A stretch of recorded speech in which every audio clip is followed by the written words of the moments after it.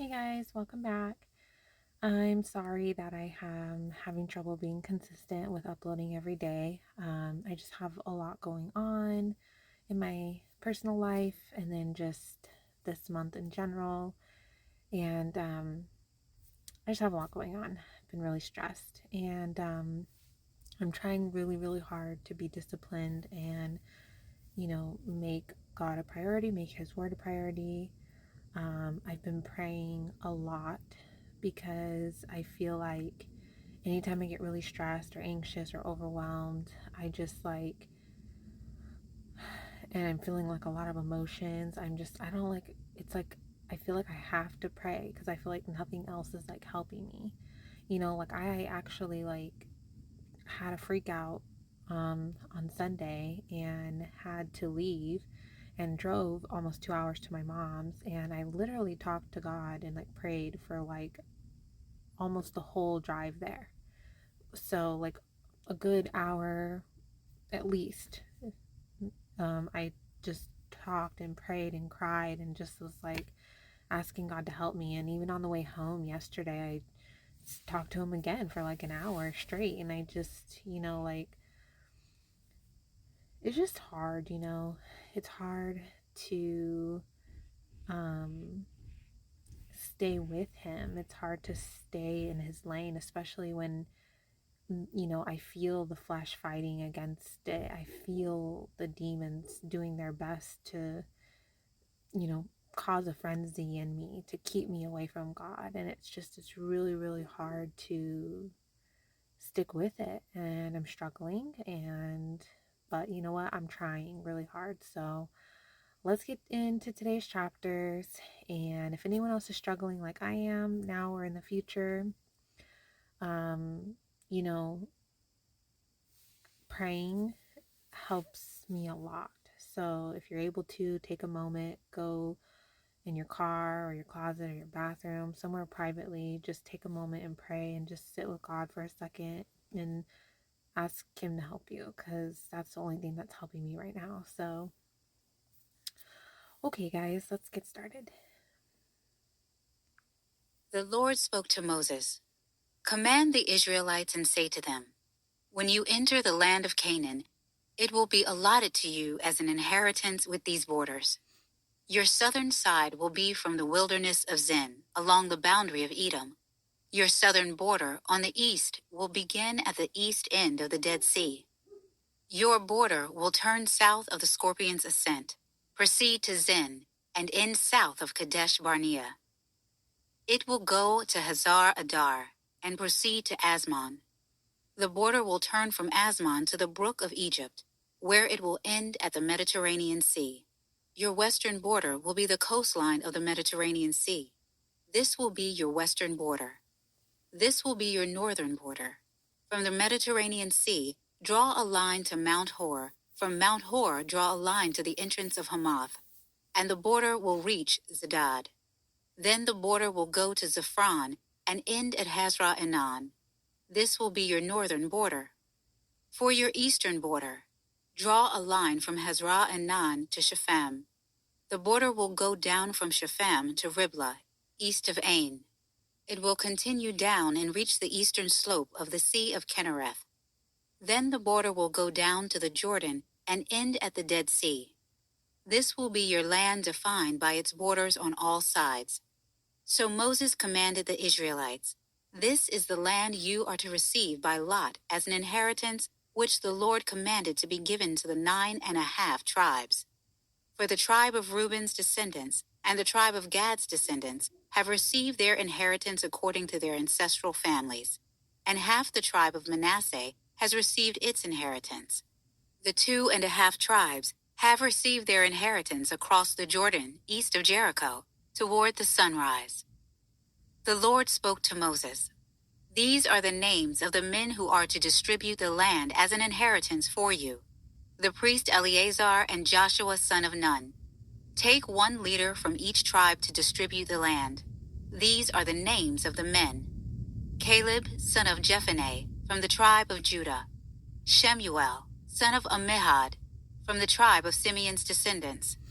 Eliad son of Kislon from the tribe of Benjamin. Bukai, son of Joglai, a leader from the tribe of Dan's descendants. From the sons of Joseph, Haniel, son of Ephod, a leader from the tribe of Manasseh's descendants. Kemuel, son of Jiphthan, a leader from the tribe of Ephraim's descendants. Elizaphan, son of Parnak, a leader from the tribe of Zebulun's descendants. Paltiel, son of Azan, a leader from the tribe of Issachar's descendants. Ahihud, son of Shalomai, a leader from the tribe of Asher's descendants. Pedahel, son of Ammihud, a leader from the tribe of Naphtali's descendants. These are the ones the Lord commanded to distribute the inheritance to the Israelites in the land of Canaan. The Lord again spoke to Moses in the plains of Moab by the Jordan across from Jericho. Command the Israelites to give cities out of their hereditary property for the Levites to live in, and pasture land around the cities.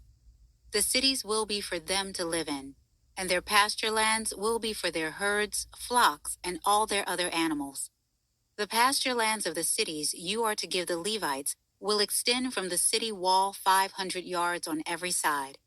Measure 1,000 yards outside the city for the east side, 1,000 yards for the south side, 1,000 yards for the west side, and 1,000 yards for the north side, with the city in the center. This will belong to them as pasture lands for the cities.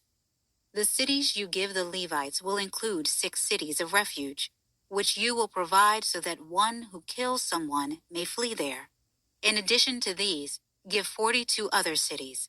The total number of cities you give the Levites will be 48, along with their pasture lands. Of the cities that you give from the Israelites' territory, you should take more from a larger tribe and less from a smaller one. Each tribe is to give some of its cities to the Levites in proportion to the inheritance it receives. The Lord said to Moses, "Speak to the Israelites and tell them, when you cross the Jordan into the land of Canaan, designate cities to serve as cities of refuge for you, so that a person who kills someone unintentionally may flee there. You will have the cities as a refuge from the avenger, so that one who kills someone will not die until he stands trial before the assembly. The cities you select will be your 6 cities of refuge. Select 3 cities across the Jordan and 3 cities in the land of Canaan to be cities of refuge.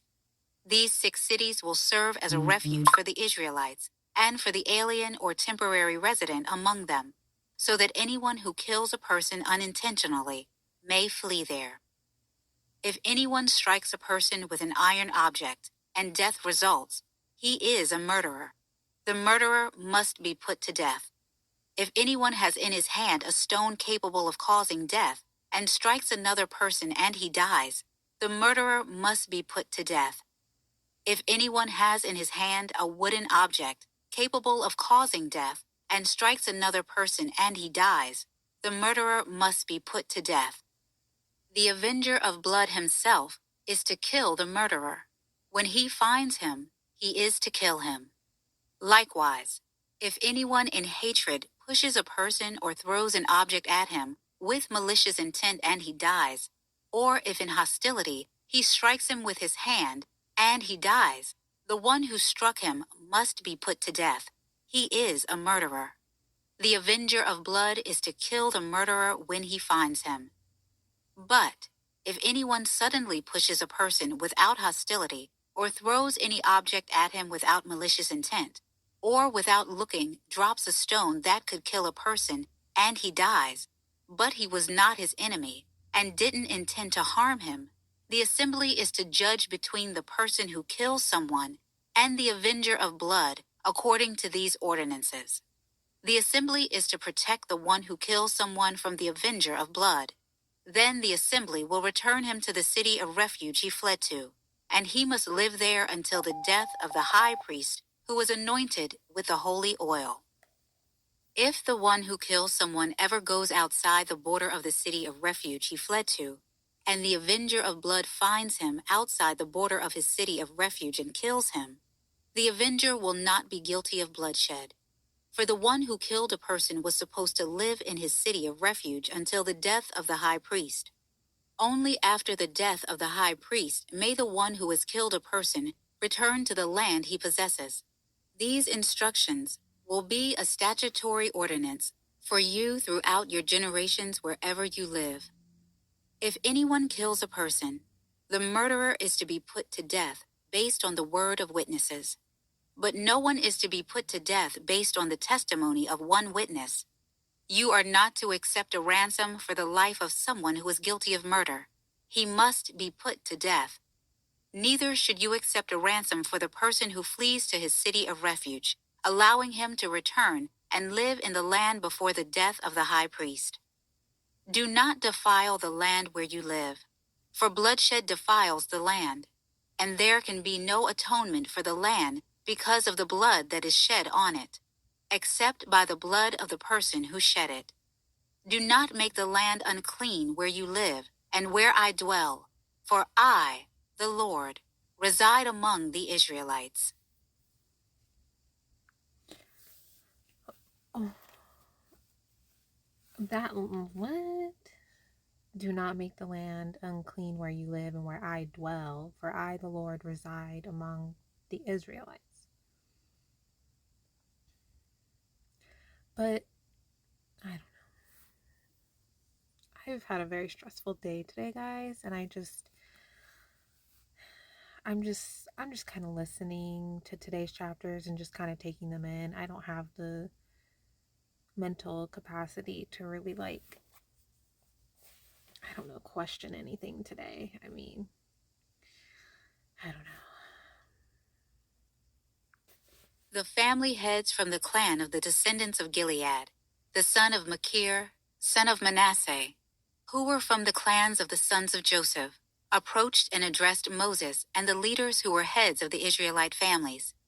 They said, "The Lord commanded my Lord to give the land as an inheritance by lot to the Israelites.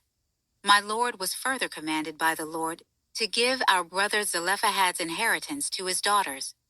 If they marry any of the men from the other Israelite tribes, their inheritance will be taken away from our father's inheritance and added to that of the tribe into which they marry.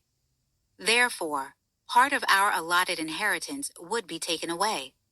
When the Jubilee comes for the Israelites, their inheritance will be added to that of the tribe into which they marry, and their inheritance will be taken away from the inheritance of our ancestral tribe."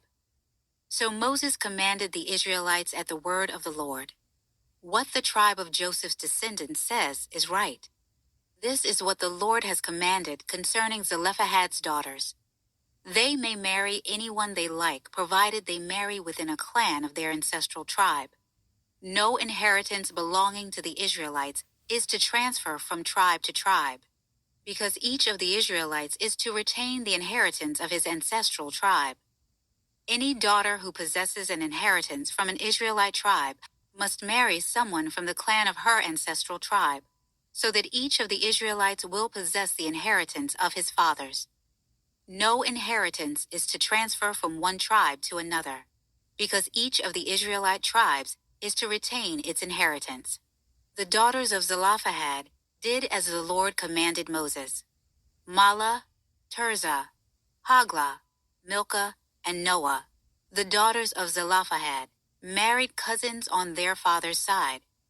They married men from the clans of the descendants of Manasseh, son of Joseph, and their inheritance remained within the tribe of their father's clan. These are the commands and ordinances the Lord commanded the Israelites through Moses in the plains of Moab by the Jordan across from Jericho. These are the words Moses spoke to all Israel across the Jordan in the wilderness, in the Arabah opposite Suf, between Paran and Tophel, Laban, Hazeroth, and Dizahab. It is an 11-day journey from Horeb to Kadesh Barnea, by way of Mount Seir. In the 40th year, in the 11th month, on the first of the month, Moses told the Israelites everything the Lord had commanded him to say to them. This was after he had defeated King Sihon of the Amorites, who lived in Heshbon, and King Og of Bashan, who lived in Ashtaroth, at Edrei. Across the Jordan in the land of Moab, Moses began to explain this law, saying, The Lord our God spoke to us at Horeb. You have stayed at this mountain long enough. Resume your journey and go to the hill country of the Amorites and their neighbors in the Arabah, the hill country, the Judean foothills, the Negev and the sea coast, to the land of the Canaanites and to Lebanon, as far as the great river, the Euphrates River. See, I have set the land before you. Enter and take possession of the land the Lord swore to give to your ancestors, Abraham, Isaac, and Jacob, and their future descendants. I said to you at that time, I can't bear the responsibility for you on my own. The Lord your God has so multiplied you that today you are as numerous as the stars of the sky. May the Lord, the God of your ancestors, increase you 1,000 times more, and bless you as he promised you. But how can I bear your troubles, burdens, and disputes by myself? Appoint for yourselves wise, understanding, and respected men from each of your tribes, and I will make them your leaders. You replied to me, what you propose to do is good. So I took the leaders of your tribes, wise and respected men, and set them over you as leaders, commanders for thousands, hundreds, fifties, and tens, and officers for your tribes. Okay, there we have it. And now we're on, um, I don't know how to say it, Deuteronomy. Um, I'm happy I read the Bible today because I know I've missed 2 days. I feel like calmer, or more like I feel like I calm down as I'm reading the Bible. But I'm not gonna lie, I don't always understand what's going on. Sometimes I'm confused, but I think that this is the first time I'm reading the Bible. There's a lot I don't know, and I think that I I don't want to be like too hard on myself, you know? Like I'm trying. God knows I'm trying. Like I'm really trying. Like I have a lot going on. I have a lot on my plate right now, and I'm still trying to like pray, spend time with God, like get to know him, and like make the Bible a priority, make understanding him a priority, make understanding the Bible, like trying to listen to him and let him guide me to his will for my life and what he wants for me and what he wants me to do and where he's trying to take me, and I just I'm trying not to be like too hard on myself if I don't like fully understand the Bible, and sometimes I'm confused, and sometimes like what's going on, or like some things about like you know all the murder this person and that, and like they're murderers so they have to be put to death, and like that kind of stuff I hate reading about because I'm just not like that's just not how I am. Like I'm not like a violent person, so it's like picturing someone back then being put to death, like being stoned or whatever, is just like it's hard for me. I don't know that I would have done well back then. But I don't know, who knows, because that was the norm back then, so those were different times, you know. But okay, guys, I think I just have to take the win and that I actually read the Bible, and then just keep going and try again tomorrow. So all right, guys, good night.